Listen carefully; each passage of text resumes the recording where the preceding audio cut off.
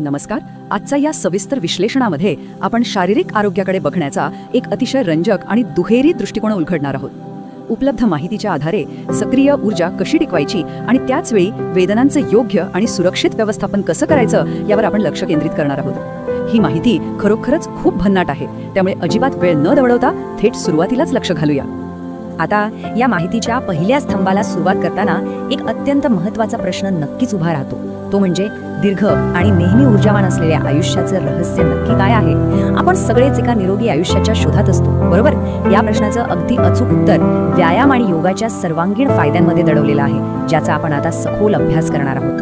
तर स्तंभ 1, सर्वांगीण ऊर्जा आणि आरोग्य. नियमित हालचाल किंवा व्यायाम केल्याने आपल्या संपूर्ण शरीराचं अगदी सिस्टीम अपग्रेड कसं होतं हे आपण आता पाहूया. चला तर मग या मुख्य मुद्द्याकडे वळूया. व्यायाम आणि योगाचे हे 5 प्रमुख फायदे खरोखरच खूप रंजक आहेत. बघा, नियमित व्यायामामुळे शरीरातील पेशी अगदी ताज्या राहतात आणि साहजिकच वृद्धत्वाची गती कमी होते, ज्यामुळे दीर्घ आणि निरोगी आयुष्य मिळतं. यासोबतच त्वचा, केस आणि नख यांचं आरोग्यही सुधारतं.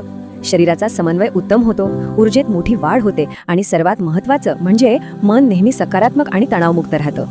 आता हे फायदे नक्की कसे काम करतात ते थोडं सविस्तर बघूया.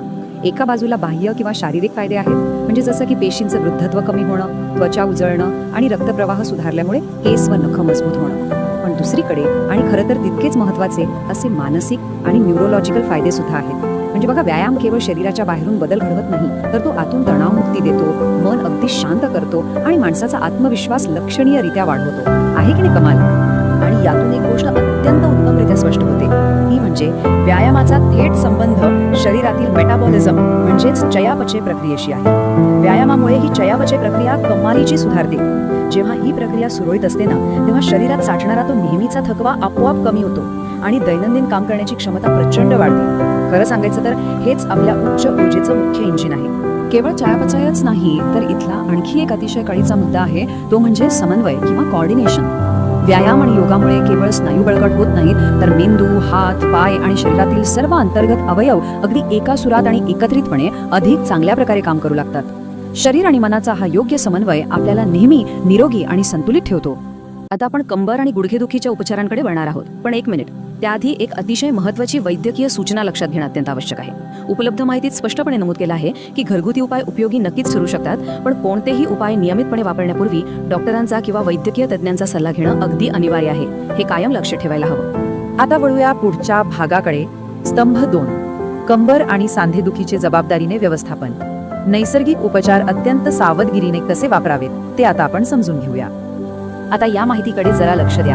हे खरंच खूप रंजक आहे. इथे 5 विशिष्ट घरगुती उपायांचं आणि त्यांच्या पद्धतींचं अत्यंत स्पष्ट वर्गीकरण केलं आहे. बाभळीची साल उकळून त्या पाण्याने दुखरा भाग धुणं आणि तिळाच्या तेलाने बाहेरून मालिश करणं हे बाह्य उपाय आहेत. दुसरीकडे जवस आणि पांढरे तीळ हे अंतर्गत वापरासाठी आहेत, ज्यातून शरीराला ओमेगा 3 आणि कॅल्शियम मिळतं.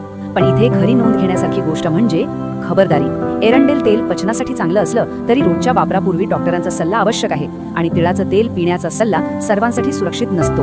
थोडक्यात सांगायचं तर हे वर्गीकरण आपल्याला अत्यंत जबाबदारीने वागायला शिकवतं.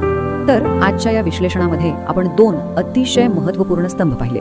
एक म्हणजे योग आणि व्यायामाच्या माध्यमातून सक्रिय ऊर्जा आणि चैतन्य मिळवणं, आणि दुसरं म्हणजे सांधेदुखीसारख्या वेदनांचं अत्यंत सावधगिरीने आणि जबाबदारीनेच व्यवस्थापन करणं.